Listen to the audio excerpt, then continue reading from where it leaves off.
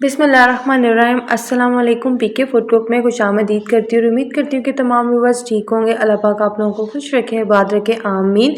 आज अपने बहन भाइयों के लिए इतनी मज़ेदार पेशावरी नमकीन गोश्त की रेसिपी लेके आई हूँ कि जो लोग नहीं भी खाते ना, इस तरीके से जब बनाएंगे ना तो उनको खुद ब खुद उनका दिल करेगा कि खाएँ। बहुत ही मज़ेदार पेशावरी नमकीन गोश्त की रेसिपी जो मैं तैयार करूँगी। तो यहाँ पर जी मैंने तकरीबन 1 kg के करीब मटन लिया है, यानी बकरे का गोश्त है। तो इसको अब जी मैंने प्रेशर कुकर में डाल दिया अच्छे तरीके से धोने के बाद। अब इसके अंदर डाल रही हूँ मैं 2 टेबल स्पून लहसुन अदरक का पेस्ट है, ये डाल दूंगी। और इसके अंदर मैं 2 गिलास पानी शामिल करके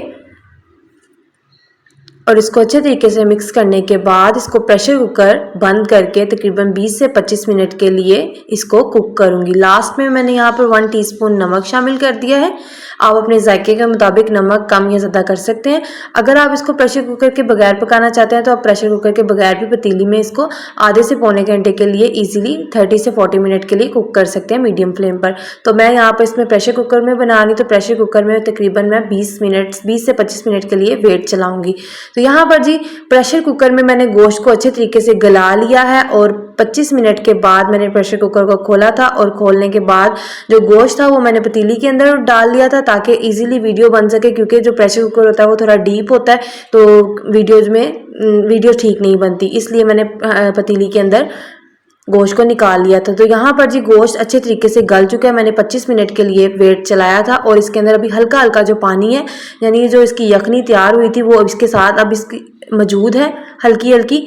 तो यहाँ पर जी सारे पानी को मैं हाई फ्लेम के ऊपर इतना इसको गोश्त को भूनूंगी कि जिसका सारा पानी है वो ड्राई हो चुका है। ये देखें आप, यानी सारा पानी मैंने गोश्त के साथ ही पका लिया है।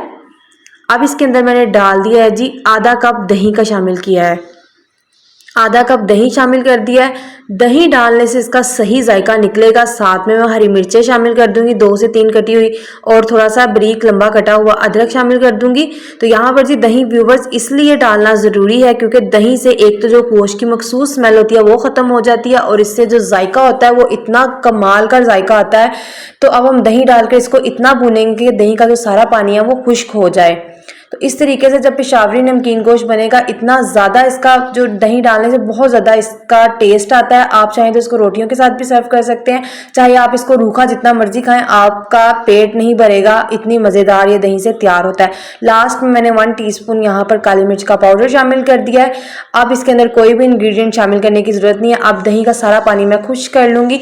अगर आप लोग इसको रोटियों के साथ सर्व करना चाहते हैं तो हल्का हल्का दही की ग्रेवी भी आप साथ रख सकते हैं, या आप लोगों की अपनी चॉइस है। लेकिन यहाँ पर मैंने इसको नमकीन पेशावरी गोश्त बनाना है। पेशावरी गोश्त इस तरह की रेसिपी है कि ये रूखा ही खाया जाता है।